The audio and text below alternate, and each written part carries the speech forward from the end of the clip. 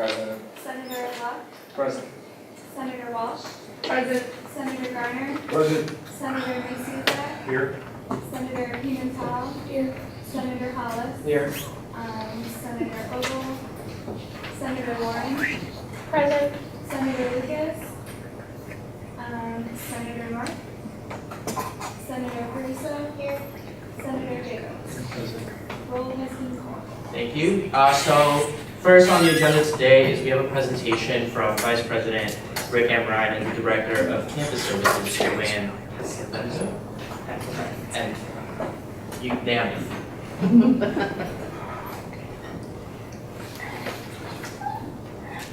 Good evening, everyone. For those of you who don't know me well, in addition to being Vice President for Community and Government Relations, one of my principal occupations is being Chief of Staff for Marquette Lloyd, President. And it's a frequent occurrence when a student or a parent or alums or even a community member has a concern about something happening on campus. They will call the President's office and want to talk to the President, and generally they talk to me first about those things. So the reason we're here tonight is a couple of parents reached out a few weeks ago about some concerns they had with the dining services that are happening on campus. And so we thought it would be a good idea to talk with you a little bit about what has transpired with that. The two parents in particular that have been communicating regularly with me about this issue have gone back and forth maybe 2 or 3 times, and in one case a parent gave kind of a list of particular concerns. And so I think it was Senator Benke that suggested that we come before the Senate as one piece of this, and then about a week from today, I think next Monday, we're going to have an open forum for students where they can express their concerns. Of course, we want to hear what parents are concerned about, but I really want to hear what the students are concerned about, if that's what the case is. So what I thought we would start with tonight is asking Joanne Pesavento, who is director of all of those services, to kind of go piece by piece through the concerns that this one particular parent has outlined, and then open it up for some questions or discussion of things, what you're hearing from your constituents and what you think or what you think we ought to do about it. And then additionally, at the very end, I'd like to hear from all of you about how we can best get the word out to the rest of the student body about next Monday, because we want to make sure that all the appropriate people know about it and are given the opportunity to come and hear this same presentation and express their opinions and ask questions. Okay, so with that, I'll ask Joanne to please proceed. Thanks, Rick.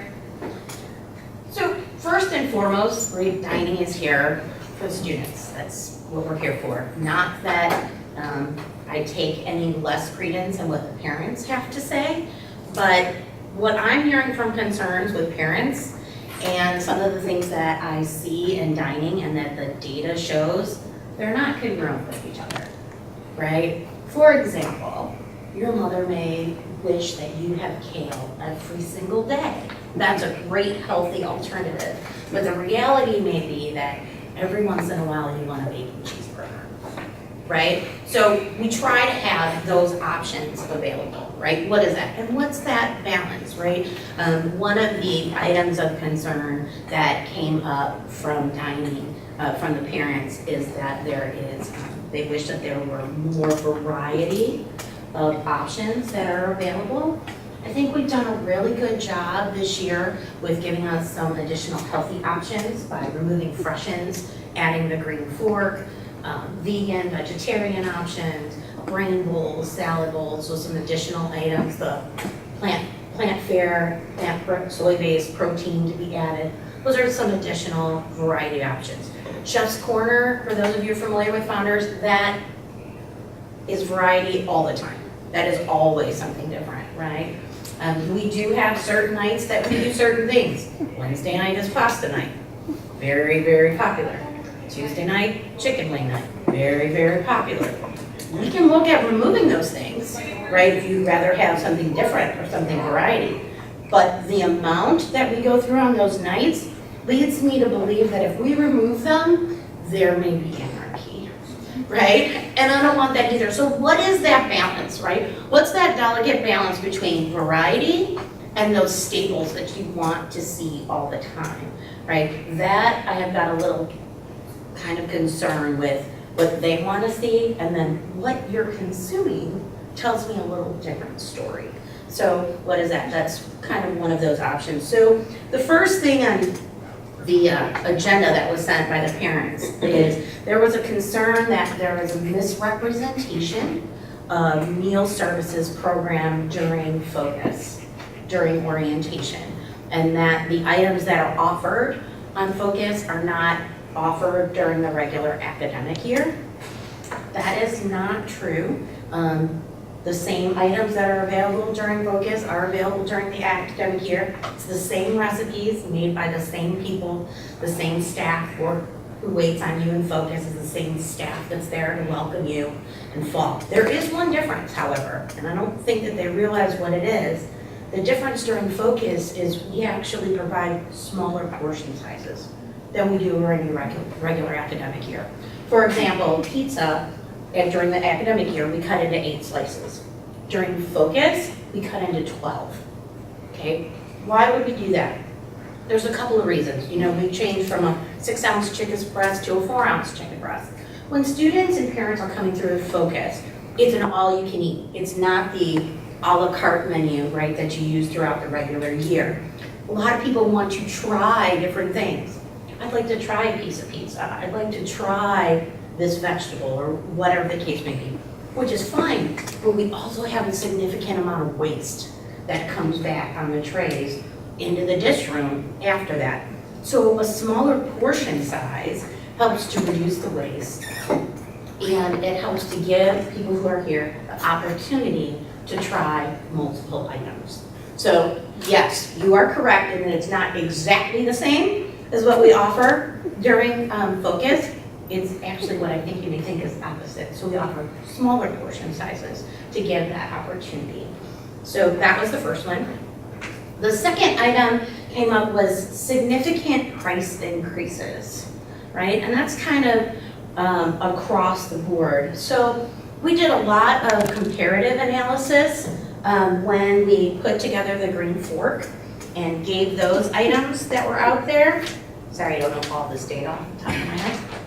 Right? And some of the things as we went through on the salads and we compared them price-wise to what we could do in-house to what was offered here locally. So we looked at Panera, McAllister's, Buffalo Wild Wings, and Applebee's, right? And where do we fall into that kind of realm of salads and what's offering? So the Caesar salad and the green fork were $8.49.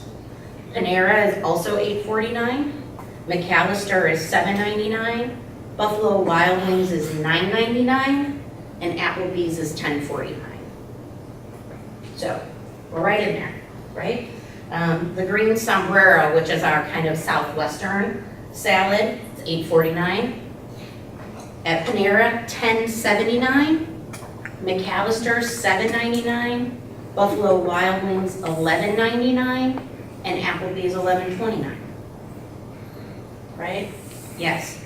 McAllister's is cheaper at $7.99, but we are cheaper than all of the other 3 other options. So 50 cents difference between us and McAllister's.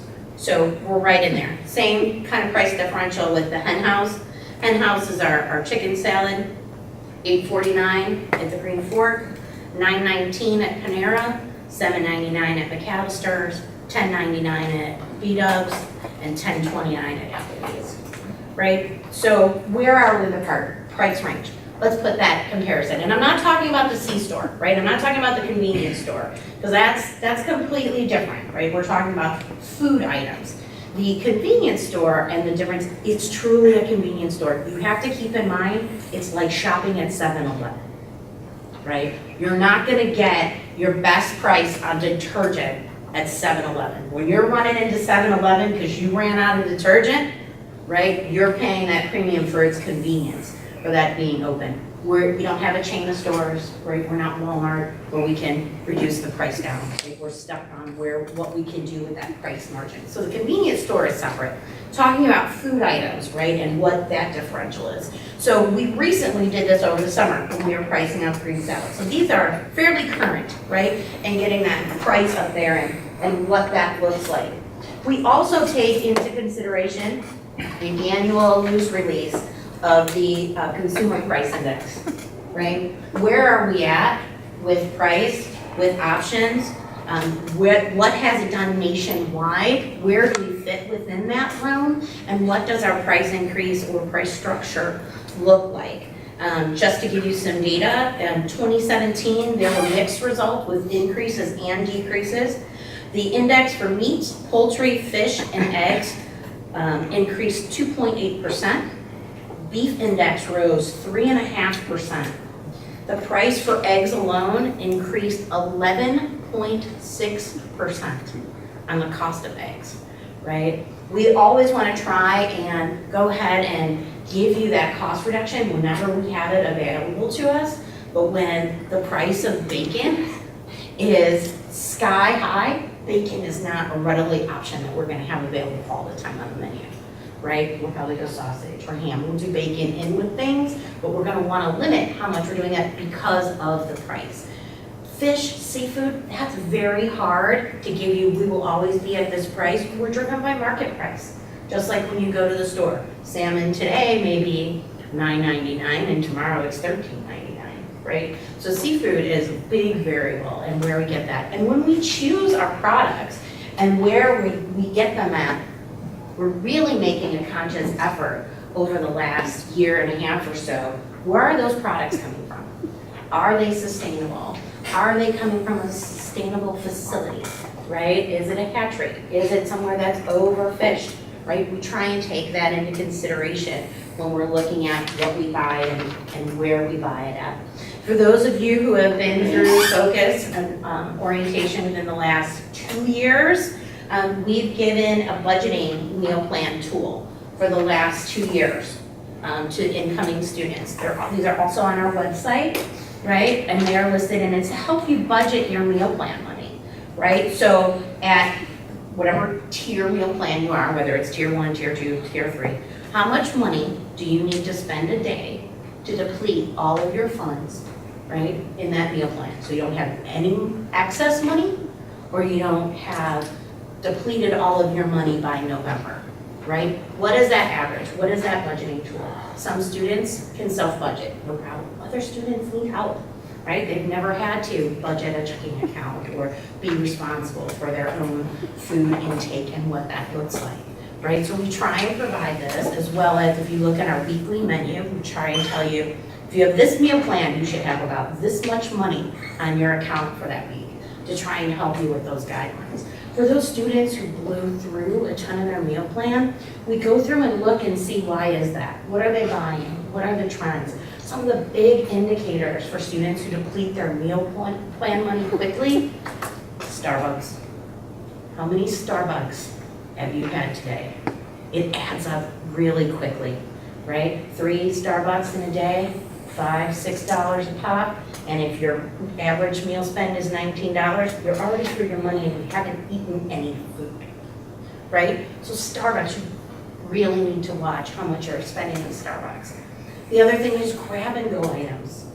It's all the trends. You want to grab a pre-made salad, way more expensive than if you were to make a salad to go through the salad bar. Same with your bottled beverages, right? You're going to grab a bottled beverage out of the cooler, way more expensive, almost twice the price than if you got that Gatorade at the fountain, right? You fill up that fountain beverage versus a bottled beverage. So big things that eat up a lot of meal plan money, Starbucks, bottled beverages, to-go items. Those are all kind of things that you kind of need to take into consideration when you're trying to budget your meal plan money. And we have students that are both, some that have excess money, and then some of them deplete their money quickly. So what is that? For students who have excess meal plan, I would question, where are you eating? And why aren't you eating? Right? That's gonna be my question. Because this year, freshman meal plan, $19.55 a day. $19.55. We just said a salad at the Green Fork is 8:49. We haven't had anything to drink. At 19:55, if you're eating 3 meals a day, breakfast, lunch, dinner, where is that? There shouldn't be that excess meal plan money, right? So if you're not eating and dining, where are you eating? And why aren't you? This is real money. It's not Bitcoin, it's not pretend, it's someone's actual money, right? Whether you put it there or a parent put it there, someone pays for that money, right? You should be using it and using it on campus. So if you have that much meal plan money left, my question is, where are you eating? What are you eating? And why aren't you eating at our facilities, right? So I think those are some of the things that we definitely want to keep into consideration. The next item on her list was reduced hours of service. Concerns for reduced hours of service. We have not changed our hours. We are still the exact same hours. There's been no change in hours in any of our facilities this year.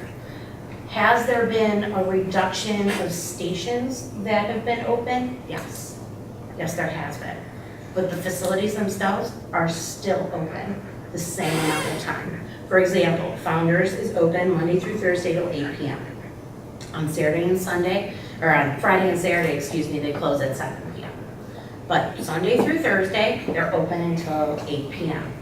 hours. Now, at the beginning of the school year, this is another, I'm gonna roll 2 topics together here. This one and the next line item is insufficient staffing. And they kind of go hand in hand. So the insufficient staffing, this is not a Valpo only issue. This is not a Valpo dining services only issue. It's a nationwide trend. It's a nationwide trend. Staffing and F&B and food and beverage across the board is down. It has been increasingly more difficult over the last 3 years to get dining employees to sign on and come aboard.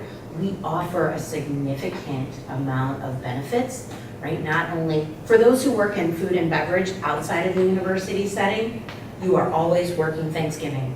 You are always working Christmas. Those are your busiest days. You're not getting off, right? That's when you work. In the university setting, we can offer those as actual holidays for employees.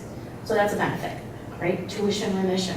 Being able to work here and take classes, huge benefit, right? Over the last year, we've increased our base pay for our dining employees. So we feel we're very competitive in the market right here, but we do offer benefits that outside of the institution are not readily available, right? So insufficient staffing, yes. We're also short a significant amount of student employees. The highest amount of vacancies in student employees that we've had is this year. So if you know anyone who's looking for a job, please send them our way, right? Commuters, you got some downtime in between classes, we'd love to see you. Come pick up a shift. Help us help you, right? We have a significant amount of vacancies on the student side. So at the beginning of the school year, when we have a reduction in students who have applied and taken positions, as well as reduced staff, full-time staff as well, we found ourselves in a little bit of a pickle. That's not a food pun, right? What are we gonna do here?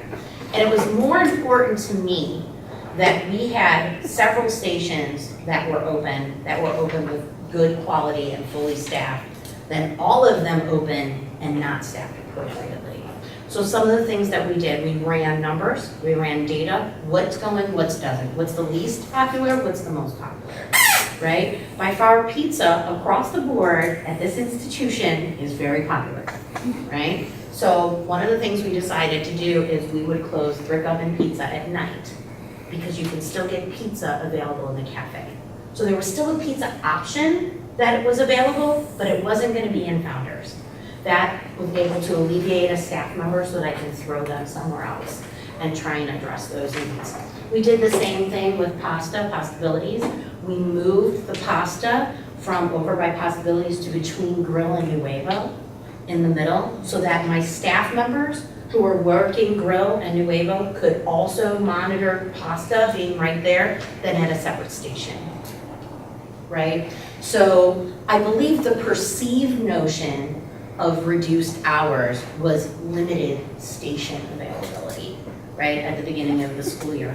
Now we've been able to get a couple of more staff members on board, and we're able to have those open in the evening again, right? So those are now available and open in the evening, so that helps. We do a rotation now on the weekend, on Saturday and Sunday, which are significantly our slowest days of the entire week on the weekend. Typically, we don't see very many commuters come through dining on the weekend. A lot of students take the opportunity to go home, so it's significantly reduced. So what we decided to do is rotate the stations that are open, but the stations that are open on that particular weekend, we try to make it special, make it different, do something else with that. So for example, if we talk about pizzas, right? We didn't just have the pizza open, we added a breakfast pizza and a breakfast calzone, right? And that's time when it's open on the weekend, something different that you're not going to find during the week, right? At Chef's Corner, we added a Texas Benedict, right? So it was beef brisket on a poached egg with hollandaise, right? Added something different. We added carved meat to the Founders Station up at Chef's Corner, right? We've had carved beef brisket, prime rib, pork tenderloin, carved beef. Those are some of the things we had. When we have Nuevo open on the weekend, we added tamales, and we added, oh man, I'm gonna massacre this, chilaquiles, Chilaqles. Basically, it's eggs with ranchero and pico de gallo and queso. It's like a Mexican breakfast dish, right? Added something special and different to that section. So we did try and incorporate those items in there that was available to that. So we discussed the reduced hours, which really is not transpired. And we talked about the rotation and the insufficient staffing, and I think we kind of addressed that. The next item that she had on her list was administrative fees, right? So for those of you who are in a meal plan, we have $100 a semester administration fee. Where does that go to? What does that do? What does that offset? That $100 administrative fee is non-food related items that are necessary in dining.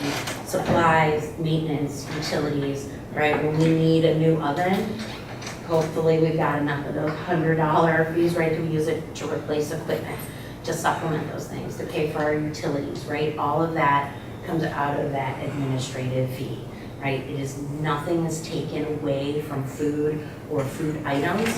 None of that money is used towards that or to take away from that. So that's our administrative fee. We also went through and we got a bunch of peer data, right? And where are other schools at with their meal plan and what do they offer and what does that look like? So we gathered all of that data, we compiled that, we've been going through that, looking for different options for meal plans and what we may or may not be able to offer here at the university in the future.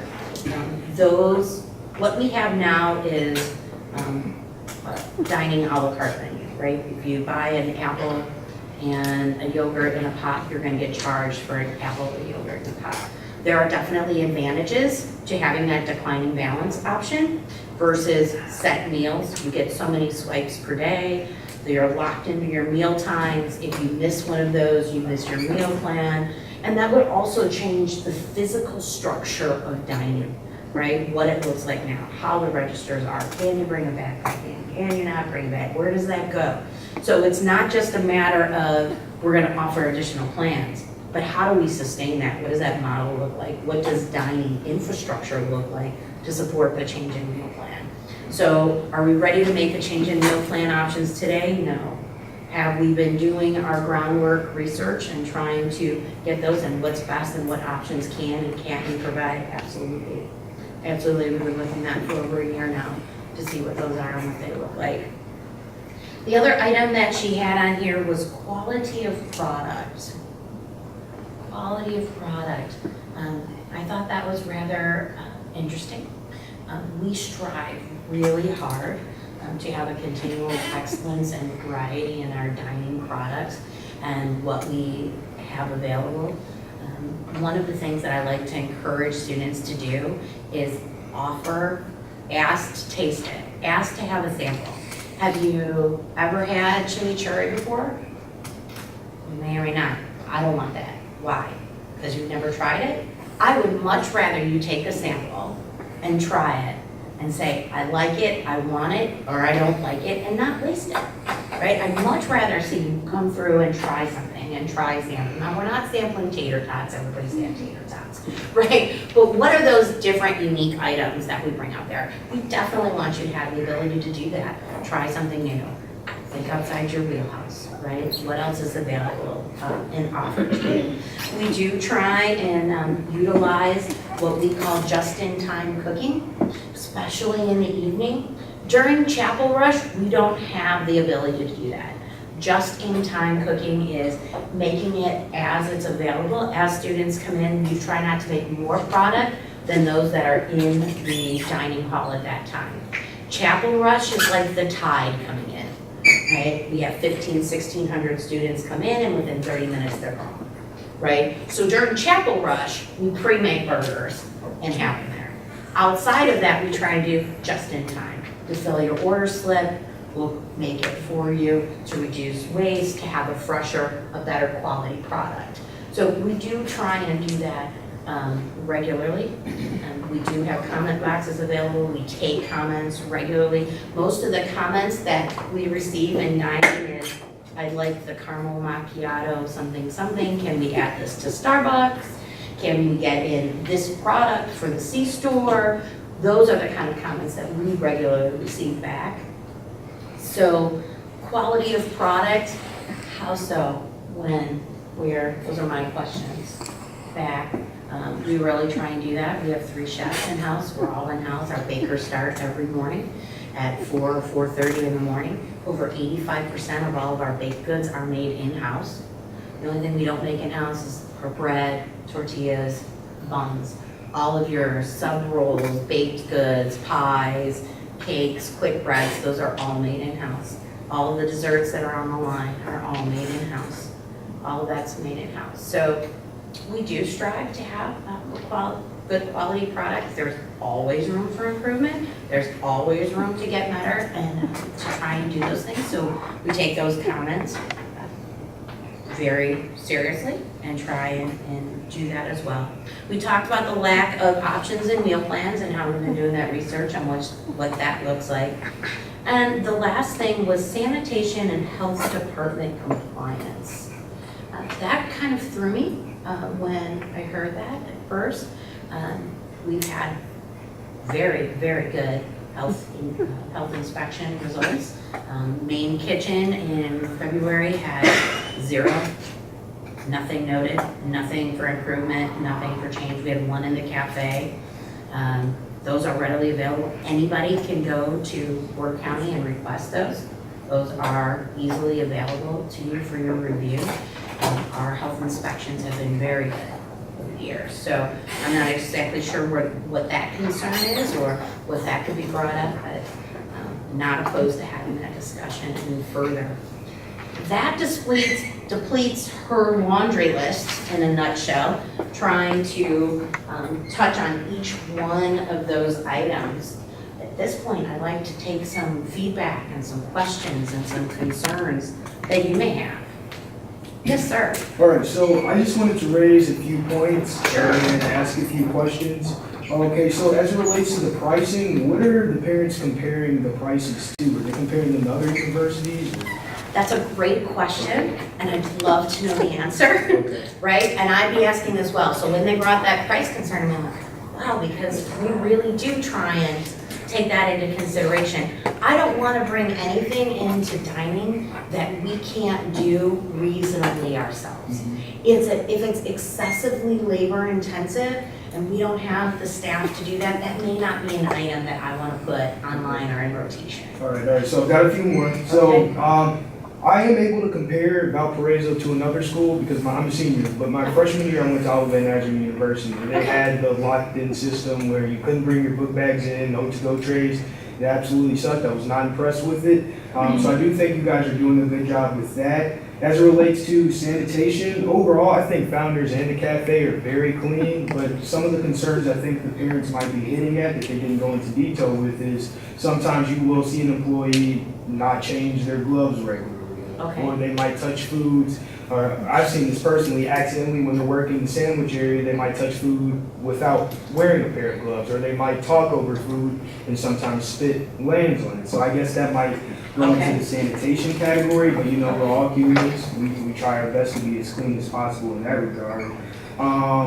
The parent mentioned sometimes the food doesn't look as good or it doesn't taste that good. Well, when I first transferred here during Focus Week, I was blown away. I got tired of the Sodexo food system at Olivet. So when I saw the variety here, when I saw food was, being prepared fresh on the go, I was very impressed with that, and everything is new. So I guess over time, students start to get used to it, the food becomes repetitive, and a sense of things becoming more mundane might set in. So I think that might be why you're, complaining about the variety of food. I will suggest that instead of having, for instance, pasta night every single Wednesday or whatever food option every single Thursday, maybe do one Wednesday out of a month. Because personally, my friends and I, we agree that sometimes pasta night can get a little bit repetitive. It seems that, you guys do go to a great extent to cater to some of the foreign exchange students. But for instance, talking to some of my friends in the African American community, myself included, it seems that, we only get like, for instance, soul food nights or like fried chicken nights, deep dish macaroni and cheese, greens and all of this stuff on Black History Month. And I'm not saying that more regularly, like, for instance, you might cater to some of the students from, Asian countries, or, it seems like they have their entire bar, or, people who might come from Latin countries. Those are just a few things that I could maybe throw out off the top of my head. I think there are a lot of things that you guys do good in comparison to a lot of universities, especially the one that I have firsthand experience with. But continue to be optimistic and open to different concerns that parents do express. I don't think that the kids might tell the full story all the time to their parents, or they might come to you with only knowing part of the message. But obviously don't try to disregard what they're saying, and just continue to be open to what they've got to say. I've got a few more things, but I'll leave the floor open to a few other senators. We'll come back to you. Yeah, for sure. Thank you so much. Yeah. I had a question specifically. I know you did price comparisons with the salads and the green pork. How do those compare to the prices of last year? Oh, and compares to Yeah. Freshens? Yeah, because you compare them to other restaurants. So what about last year? So, not all of the salads that Freshens offered were the Right. same, but we're 10 cents above or below, depending if we offer that same salad. So one of the things with the green fork that we're going to do regularly is it will have a new menu come January. So Freshens was a franchise, so we were set with our menu, we had no variances. We're running specials for the month, and then what we've been doing is collecting data on things that are selling well and things that aren't. For example, the Greek salad is our worst seller. My favorite salad, our worst seller. What blew me away is the carnivorous bowl. Yeah. Breakfast, lunch, dinner. You guys love the carnivorous bowl. There's no doubt, clearly come January, we're gonna be adding more breakfast bowls, Okay. right? Because I'm a big one on data. And, running that data to see what you say and what your buying power shows me may not always be the same thing. So, that's one of the things that we're gonna take into consideration. So there'll be brand new menu boards come January, and things that are available. And not only for things that are popular, but things that are seasonal. That strawberry salad is great for the fall. It would be so astronomically pricey in the spring that that's not a good option to have on the menu. Does that address your question? I actually work in the cafe, so I was just wondering also, is it maybe possibly problematic that all the salads are the same price? Because I know the Caesar Cardini just has Parmesan crisp and chicken and croutons in it, but like the green sombrero has like, I can't even name all the things, like it, like we have to like close the box, like there's so many things like, in In it. there? So like, So a lot of that is preparation too. Okay. It's not just the number of ingredients, but the time it takes. So those Parmesan crisps are made in-house. right, We don't buy them. Right. So that's labor intensive, where someone has to portion them out, bake them, right? So it may have a fewer item where we can get corn, right, and put in there, and, right, in some burger, I think it's got corn, Yeah. right? So you might have multiple items, but the time, the preparation time is also taken into consideration. okay, The other thing that we did, talking about and want things that are priced the same is halal chicken. So we know that all of the chicken on Green Fork is halal. All of it is available. So that addresses some of those issues. But in addition, what we wanted to do is to have that plant fare, that soy-based protein alternative for vegans and vegetarians available at the same price. Okay. Right? So whether you chose that chicken or that plant fare, it was really important to us that there was no additional cost for that. okay. So that's kind of some of the things that were taken into consideration when we have pricing. Thank you for your question. I know. Okay, there you go. So the thing that I'm bringing up, constituents have brought up to me in the past about dining services, and they heard this forum is happening, so they wanted me to talk about it In the past this year or past previous? this year. Okay, Yeah, really recently. sure. So first of all, I wanted to bring up the G8 station. Okay. So that station, from what I understand, is meant for like vegans, people who cannot eat gluten. It's those options that aren't cross-contaminated with other foods. It's closed on the weekends, and the only other option for people with gluten allergies is the little grab-and-go boxes in the corner. And I don't know if that would be the best option for them, but they said that like they eat at the G8 every single day. So that is something that I think should be a priority for them. So G8, first of all, is the 8 major allergens. So it's not just gluten, right? Any of the 8 major allergens. It is not geared towards vegans and vegetarians, but on certain days, there are options that are available to, because being a vegan or vegetarian is not an allergen, right? So that's a life choice. And I think a lot of the things that we found with that G8 station is maybe not, people are taking advantage of not for the medical need because of a change in lifestyle that they prefer to have, right? Which is perfectly fine with that. The utilization of that G8 station over the weekend has been a discussion for sure. Adding the meals that are available to heat up, absolutely. Also going to the Green Fork, right, is another option for those same people, right? To be able to do it. Cross-contamination is kind of more popular there, and I know Paige has a lot of allergies herself, and she's one who brought Yeah, this my up. freshman semester, I couldn't have any of the top 8, and I would just have to go home on the weekends because there was nothing for me to eat. Because I couldn't be sure like they would change their clothes. And like sometimes things get in the other bins, like I work in food too, and I just had to be really careful and not have it on weekends just start.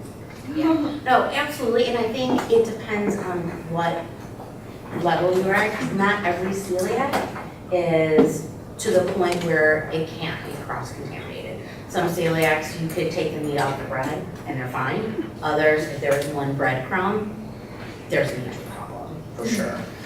So we've had that. We do at Cafe, I'm sure Senator Warren can attest, right? All of our nuts are in a separate container. They're not on the line, right? Nut allergies are huge, right? So we definitely, when designing the line and what was up there, we didn't want the potential, like you said, for someone to take a spoonful of nuts and the nuts to fall into the tomatoes, right? We wanted to make sure that those were set and separate, for sure. But looking into additional options on the weekend definitely is on the agenda. Awesome, and then I do have a couple more things for Okay. constituents really fast.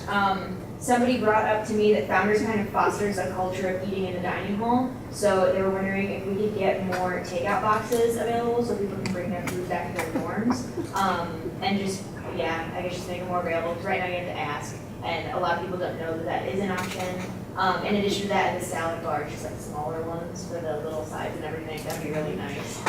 That's an additional cost. Yes. Right, so that right to try and reduce costs to students to keep meal plan price down, right? I hear what you're saying, but let me tell you what we're seeing. People get to-go boxes then eat in the dining hall, and they come back through to dish return. Not everyone? Yeah. No. A significant amount? Absolutely. Right? So if we have those readily available to do that, we would absolutely have to charge for that. If you want to try and not do that charge and keep that reduced rate, that's that balance, right? Yeah. Because the next complaint we heard is, I can't believe they're charging me for a to-go container. Right? It's that balance, where do you want to see it? So I hear what you're saying, if you were in that dish room, Right. all the to-go containers that come back, that aren't really to-go, they went to go to the dining room. Yeah. Right? And when you're talking about environment, and you're talking about sustainability, and we're talking about, right, we don't want to have to use paper or plastic utensils when we've got silverware you can use there, right? When we've got cups, we've got dishwashers to try and reduce our impact, right, and what we have and make us more sustainable. So that is a very delicate balance and what that is and how those are utilized. Okay, awesome. Okay. And I do have one more thing. You mentioned, actually two more, sorry. You mentioned at Focus that a lot of the parents are happy with all the variety of food. I think the misunderstanding is that all of the stations are open at Focus, whereas they're not open every day. So maybe you could, in replying to that parent, mention that. And then also you mentioned how the C-store is like stuck on prices, which is totally, like, that's fine. The AI is explaining to parents that, oh, this is like going to CVS rather than going to Walmart for your food. Because that's absolutely true, but I think the kind of issue is that we're stuck too. Like, you guys are stuck on prices, but students don't have cars. Valpo wants a pedestrian campus, we can't go to Walmart and get food, that's not an option. So I guess people are just frustrated with those CVS prices. We do have the V line that you can use your student ID and go for free, right? So for those where it is a real big price concern, right? They do have a way to get there and they have a free way to get there. So that would kind of be my, rebuttal to that. It is convenient, right? Right. We're convenient. You could walk to Target. Could. I don't know if you want to, but you could, right? You could take the V line, you could get there, and you could get those options. But yeah, I hear you. Cool, and then thank you so much, your bakery is amazing. Hey, write that one down, will ya? I'll take that one. Yes, ma'am. So similar to Caitlin, I had a lot of people from like my constituency bring issues up to me. Okay. Although like we kind of use boundaries as like a debatable topic in one of my poli-sci classes. So I also have like a lot of people outside my constituency, but also students that gave us information. Sure. You talked about the quality of product and how you were kind of confused on that. From like my personal experience and from what I've been hearing, I hate going to Founders because the food is normally just like not made correctly. And so like the queso is watered down. Like you can pour it and it's like more, like the milk is thicker than the queso. And so like you get that and you're like, well, can I have extra? But it's also like running down like when you're trying to eat it because like your burrito has like watery queso. Okay. So I love queso, so that's just like Okay, so one queso example I have. connoisseur. Yeah, I gotcha. But also like I would order a sandwich and I just don't feel like the staff might be trained to the best that they could be, because like if you order a sandwich and ask for turkey, then they give you ham because they don't know the difference. Or like if you ask for ranch, they'll give you mayo because they also don't know the difference. And like I'm gonna ask you a very poignant question. yeah, Student staff or full-time Both. staff? Okay. I've had it like Okay. multiple times with different people. Okay. And like then you're like, oh, are you sure? Like I try to be nice. I'm like, are you sure that's turkey? And they're like, yes. I'm like, oh, okay. So then like, You're being heard. yeah.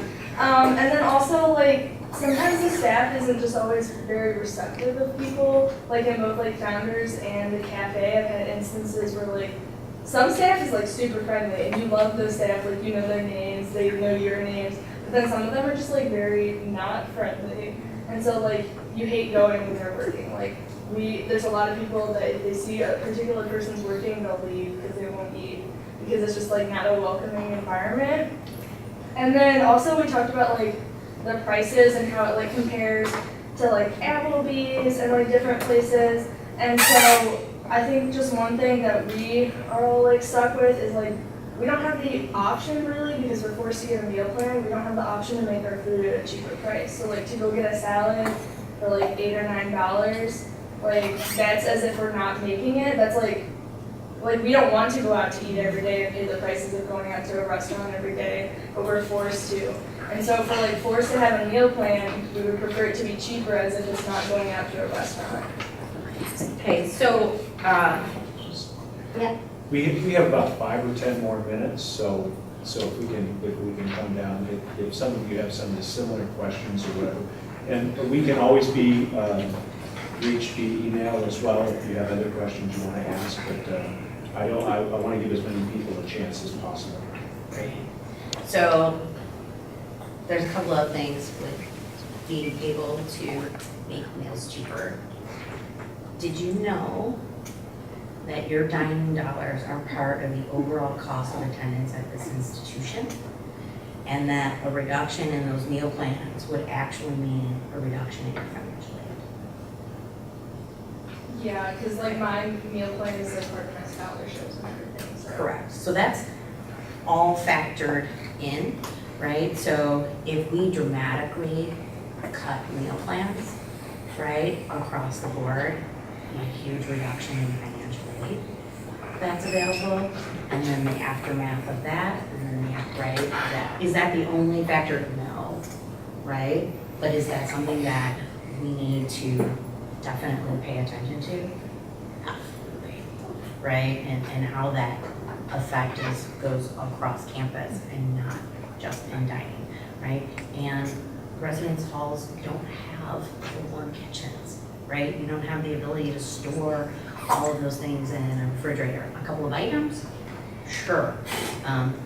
But to be able to fully cook meals and have those available in your residence hall, that's not how the residence halls were designed either, right? So they did remove the dining from each individual residence hall, right? And put in the founders, which we have in the past. And to give more options and varied options, but just things I think we should keep into consideration. Yes, sir. My main concern is like the prices, but for time constraint, I would not say that, but I think with kind of the overpricing, maybe make your prices more visible. Because for example, you guys had a steak dinner maybe a month ago or something, and one of my friends were Just so you just know. got it, and they're like, did you know that was $20? I'm like, what? Yes. So maybe just make the prices more. So if you know, so that night, it was a T-bone steak that was available, and it was $20. I know exactly the night you were talking about. I can tell you exactly what it was, and I can tell you cut the meat.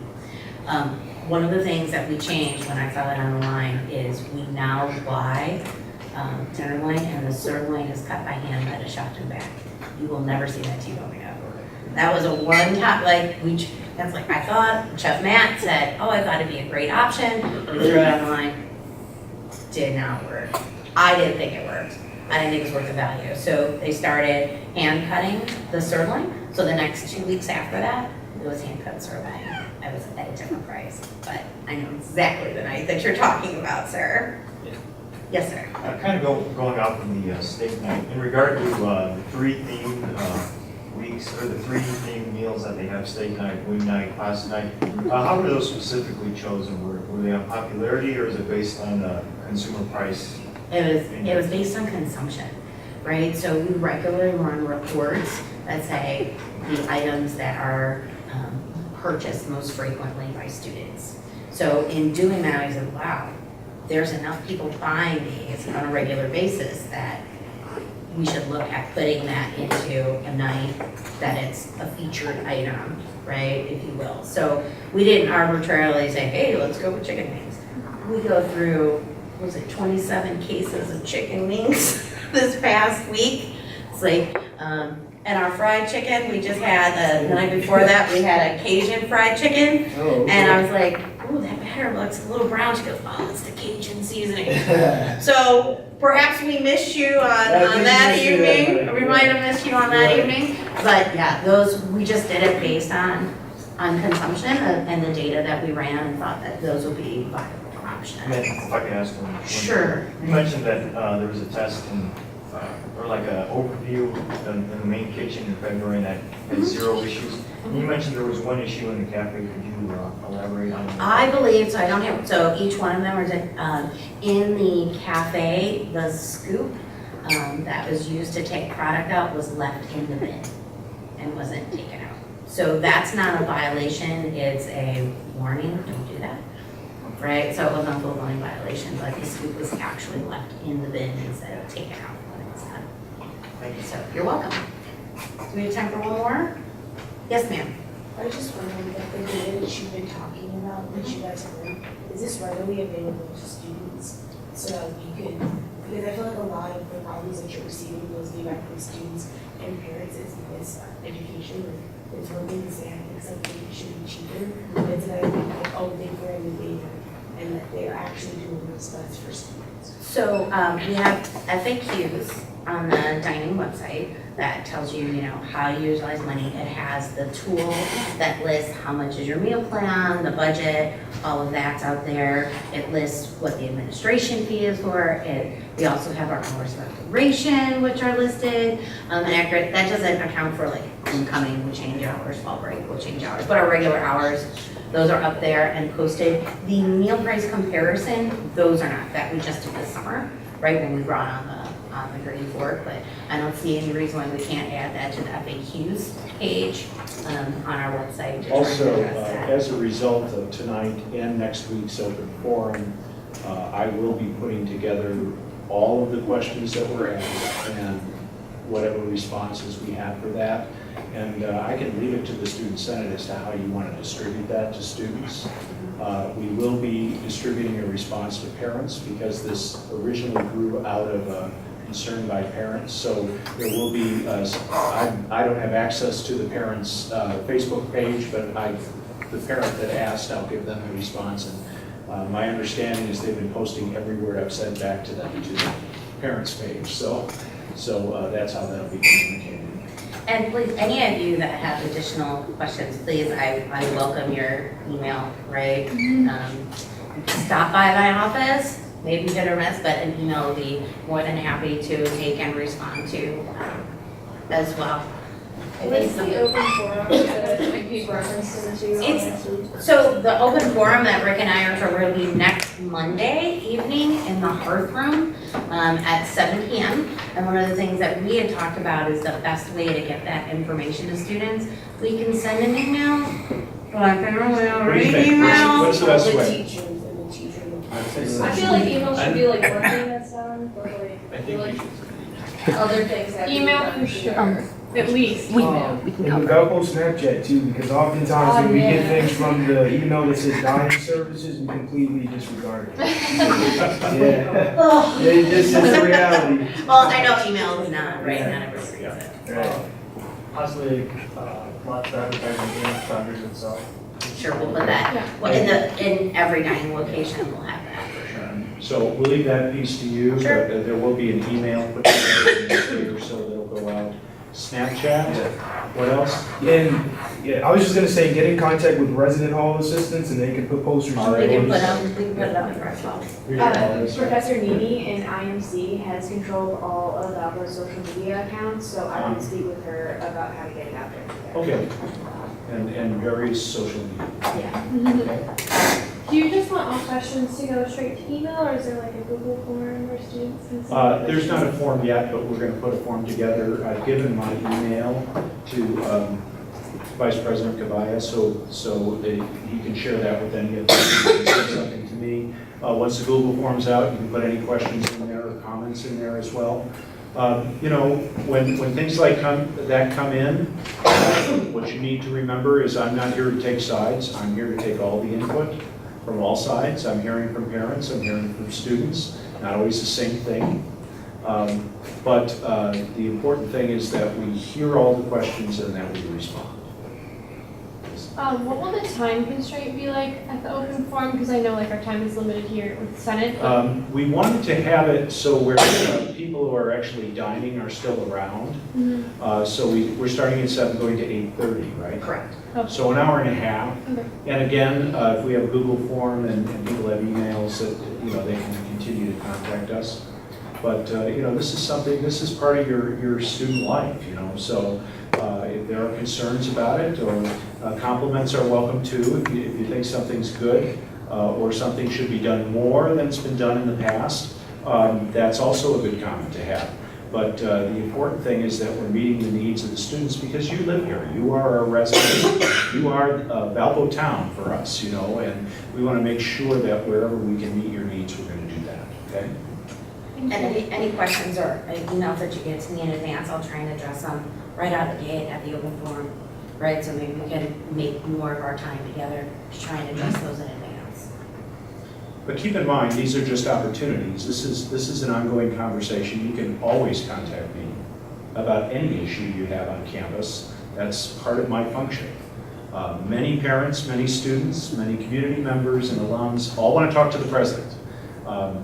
That is a very difficult thing to manage, but I'm happy to talk to anyone who wants to talk to me. And so you just call the president's office and say you'd like to talk to me, and I'm happy to do that. So thank you for giving us so much time today. Probably went a little longer than you had planned, but it's all good input for us, so thank you very much. Appreciate it. Thank you.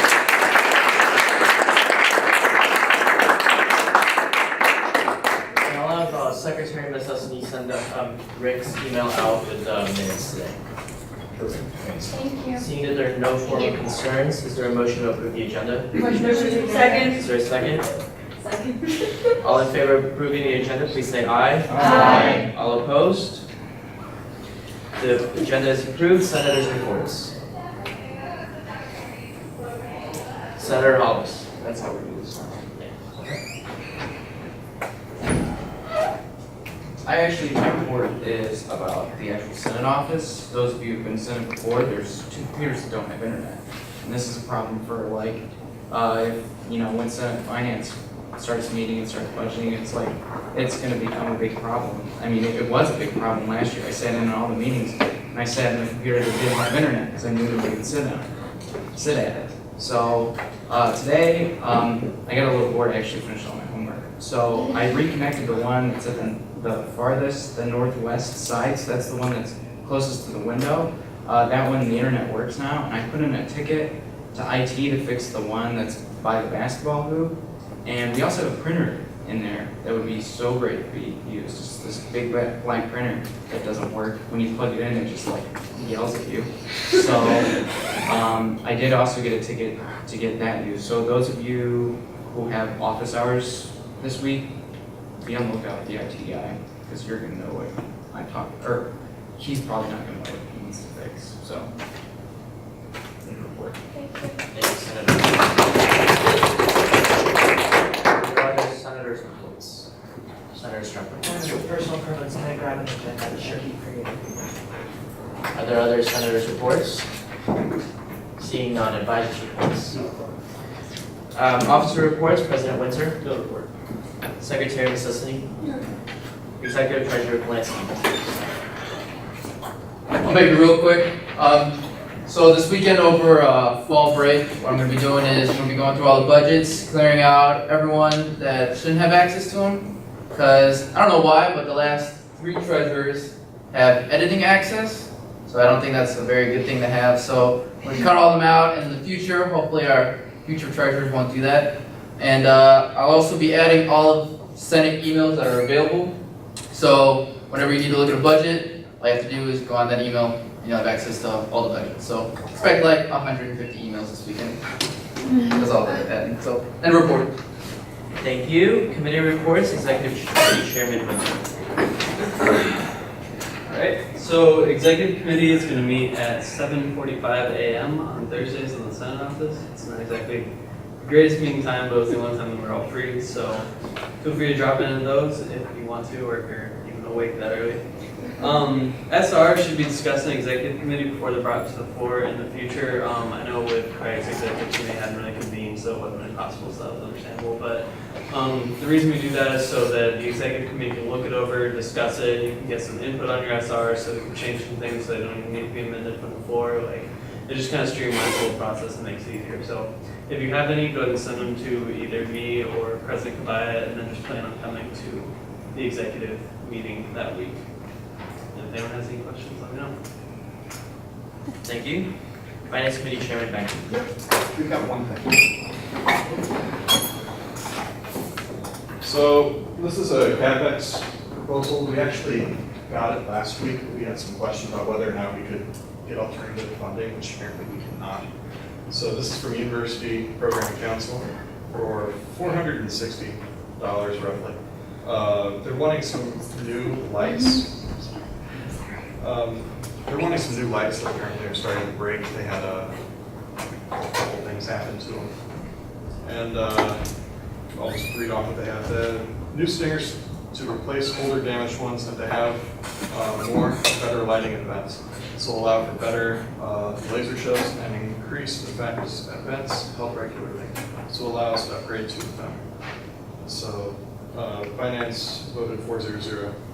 Is there a motion to discuss? Motion to discuss. Is there a second? Second. Floor is open.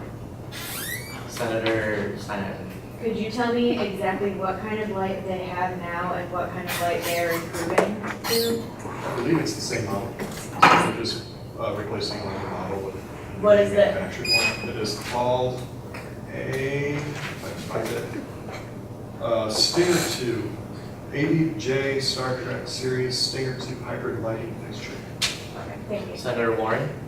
So UPC struggles with lighting during big events like the up clubs that we do, and like when we had hypnotists for homecoming week and such, and the various things that happen to the lights that Senator Banky referred to was that the union flooded last year, and the union was generous enough to pay for some of our equipment that was damaged, but this was not included in that. And the damage that was done to the lights has increased over time, and they're getting to the point where they are not being able to be used anymore. So it was flooding that damaged the lights in the first place. Senator Luft. Craig, can you go into a little more detail on why insurance would be? So apparently the insurance, as I understand it, is caused is able to be used for things that are not that are actually like immediately damaged. So if something was like shattered or broken, where it's identifiably like this is broken because of X, then we can go to insurance. But since this is more of a long-term thing, it's not insurance, it's just normal wear and tear, as I understand it. The advisors chip in on that. Motion to open the floor to the advisors. Is there a second? Second. Sure. So Ryan Bai and I talked about this morning, and the crux of it is, and I apologize to Senator Banky because I already told him this is going to be redundant, but if you think of it this way, if you had 10 lights and 8 of them were damaged, okay, and those were the ones that were replaced by, he actually said facilities management, okay. But while those 8 lights are offline and available, these 2 lights are being used not only for what their regular use is, but also then to make up these other 8 that are offline, okay? So that's why they've sustained more kind of wear and tear over a certain amount of time than they would otherwise, okay? That's not something, because they were not damaged to the point where they were useless, okay, you can't submit an insurance claim for that. It's really just wear and tear, although excessive over a shorter amount of time, okay? That doesn't qualify as an insurance claim, okay? So you can vote this up or down, okay? But it's not something that could be funded by the insurance that the Student Senate carries. I just had a question for the advisors. In your opinion, would you think this would fit under the capital expenditure needs and requirements? Description. Yeah, description, that's the word I was looking for. Well, you have a definition in your bylaws, and so you have to interpret that, just like you did with robotics, okay, or like you've done with a lighter, okay? So those are the lenses kind of through which that you look at any given request, and then you will have to decide, is this appropriate or not? Senator Mariano. Do we know how much we have left in the capital expenditure fund? Oh, motion to open the floor to treasurer. I have to look it up. I did put the amounts we already subtracted. So I would just have to do the math real quick, but I don't have it off the top of my head. Just rough guesstimate, it's probably in the area of like. We had a 1,500 one from VUTV, another 600 and some from robotics. What's that? 1,300 from the. 1,300 from the ladder. And So UBC again. 28, 30, 3,400, and then there was another one, there was a fourth one. So we're looking between like 3,400 and, you know, I don't know, another 4,200 already spent out of 10 grand. So that's rough. I don't know the exact number. It's like almost half. Senator Steinheiser. Motion to vote? Is there a second? Second. All in favor of voting, say aye. Aye. All opposed? All in favor of approving University Programming Council's capital expenditure proposal of $459.98? Please raise your placards.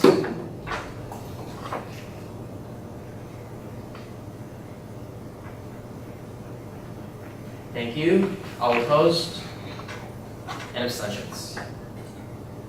The motion passes 12-02, which is incorrect. There's 15 of us. Did you count Craig? Can we do a revote? All in favor of the capital expenditure proposal, please raise your placards.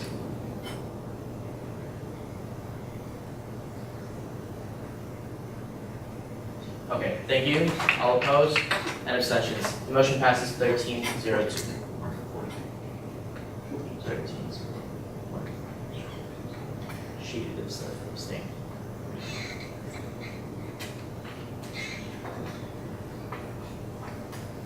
Thank you. That's it. Oh, one other thing, sorry, spoke too soon. We'll be, the deadline for 2-3 budgets for the spring semester has been set to Halloween, so October 31st. Please have them in at that point. Senator Himmel. How's that gonna work since we don't have liaisons assigned yet? So it's a very short time frame for liaisons to contact their organization. I'm gonna probably write an email and give it to Ryan by to distribute, because he has a list of organizations. Senator Steinheiser. In the future, can we get dates like this in the agendas for your report thing? We have decided this at the meeting tonight. Yeah, I just So know it's in the actual agenda that is not printed. Okay. So when it's sent out in the minutes, it will be in there. But it was decided too late to actually put it in. That'll do it. That is. Thank you. Administration Chair Mariano. I will also try to make this fast. So the administration met with 3 more organizations tonight that I'm bringing down to the floor. So the first one is Young Americans for Liberty. So they're a libertarian group. We have had one in the past, and we believe, I've looked back, and I don't believe they went through re-recognition. They came in tonight. 4 of their 5 executive board came in to meet with us. They have a good grip on what they want to, their organization to look like, how they want to run it. They really hit on that their organization is not just an express of that political opinion, but they want it to be more of a discussion based on working with the other organizations and just working on a personal basis of having all opinions represented in their organizations. They talked about how they do want everyone from every political affiliation to come in and kind of work on that. So from what they told us, did sound more of a like kind of a discussion on political ideals rather than the voice of that singular opinion. And the administration committee voted 4-0. Is there a motion to discuss? Motion to vote. Motion to shush. Motion to vote. I made a motion to vote. I second. All in favor of voting, please say aye. Aye. Opposed? Aye. Okay. Opposed? Right. He opposes. I oppose. Yeah, I have a question. I just had a quick question. When do they meet? What days? So they talked about the Order. The floor is not open for debate. Motion to open the floor, sorry. Senator Strickland. Motion to open the floor to discussion. Is there a second? Go ahead. What days do they meet? So they talked to us that they are just starting up, and their executive board is a lot of sophomores. They're like starting the recruiting for the organization, and they were recruiting, but then they wanted to work with Student Senate to have a recognition, so people who came into their organization knew that the organization was going to work through with the university. So They did talk about that they have had a solid meeting day that they're meeting regularly yet, but that they're gonna work on doing that with recruiting, with new people's schedules once they get approved. The floor is still open. Motion to vote. Is there a second? All in favor of voting, please say aye. Aye. All opposed? All in favor of recognizing Young Americans for Liberty for the 2018-2019 school year, please raise your flag.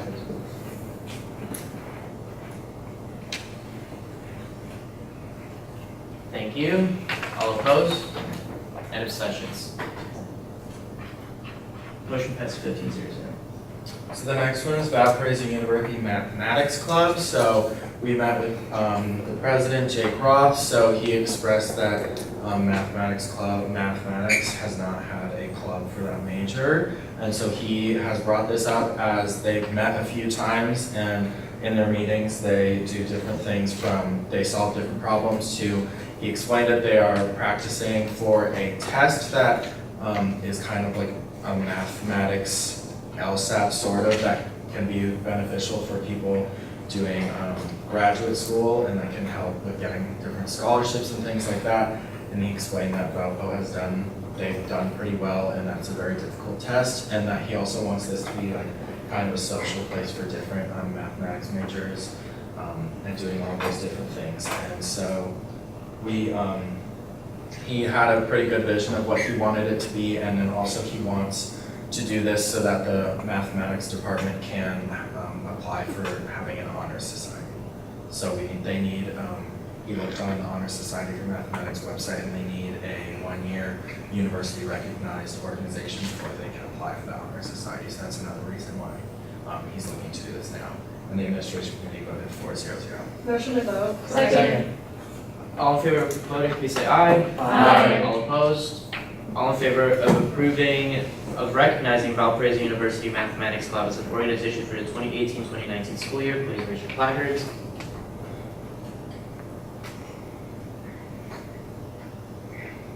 All opposed? And abstentions?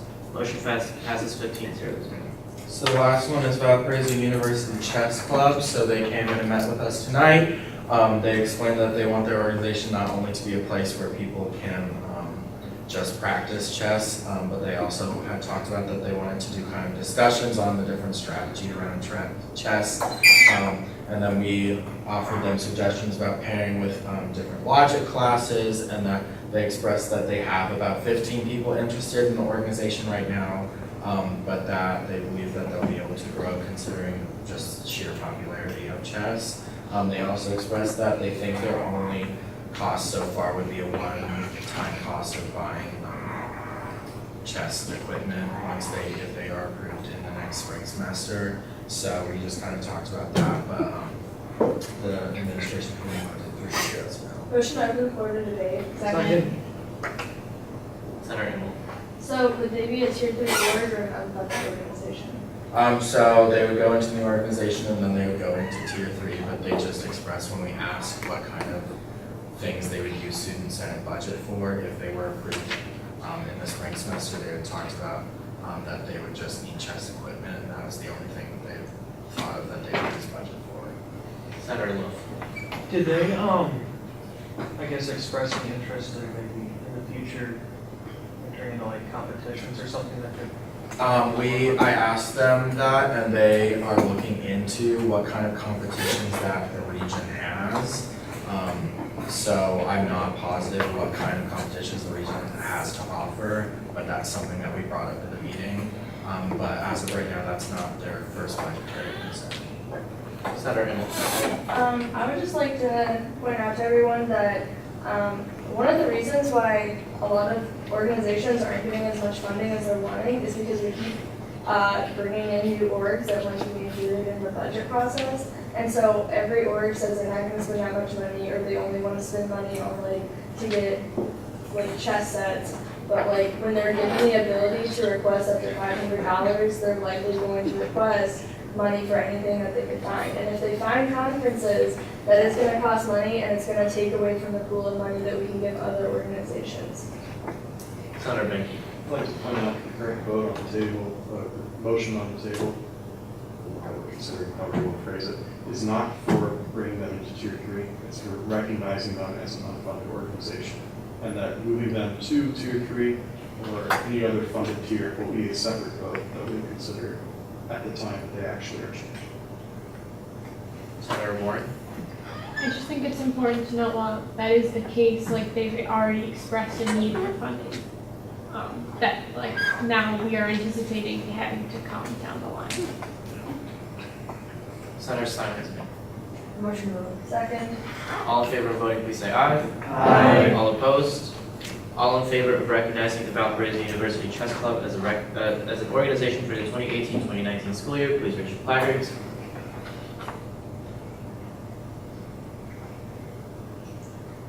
Thank you. All opposed? And abstentions. Motion passes 15-0. Last thing, please, just another reminder to send people's questions to administration.student senate email, because I'm still getting ones in person email. Also, I am going to be working with IT to try to get rid of the studentsenate.admin email that is out there, because we don't have access to that, so I hope people aren't sending things to that. That was brought to my attention a while ago that I could go to IT and get that one removed. I just haven't had the time to, but please remember, if you're getting them, send them to that email, not my personal email. Thank you. Media Committee Chairman Simons.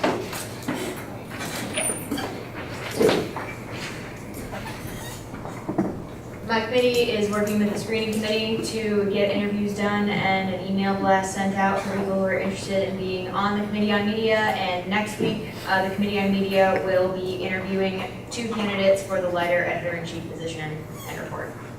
Thank you. Screening Chairman Warren.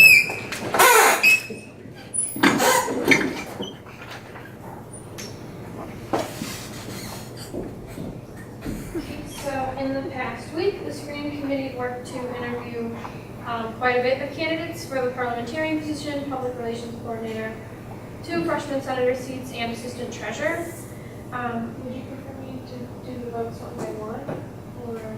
Motion to vote as a slate. Second. So freshman senator, the committee recommends Jolie 4. The vote was 4-0-0. So I just keep going through more.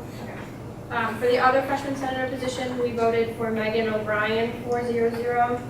For the assistant treasurer position, we voted Cameron Ray, 3-0-0. For PRC, we voted Brenna Bailey, 3-0-1. And parliamentarian, we voted Dan Herschel, 3-0-0. Is there a motion to discuss? Motion to open the floor to debate. Second. Floor is open.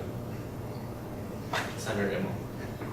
So I just want to point out that like the screening committee worked super hard this week. They had like almost 30 applications, and they interviewed everyone. Caitlin and I also helped with some of the interviews just because of like a time restraint. And everyone that like they have selected to be presented to you guys has been like super qualified, and it's honestly really sad that like there's so many people interested in Senate that like can't do it, and a lot of them wish that they could be senators. So I think that's just like a call for us to like also step up our game, because a lot of people are noticing that like some senators are slacking off and they're like, well, I could do this, and so many of them have ideas. So like we just have a lot of really good applicants, so it was just a really good interview process.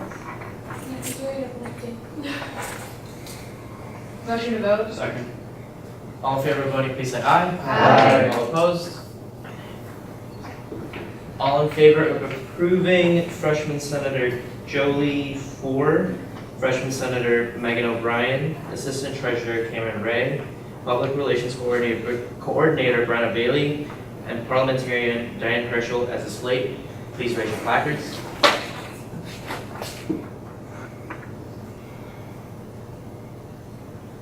Thank you. All opposed? Motion passes 15-0-0.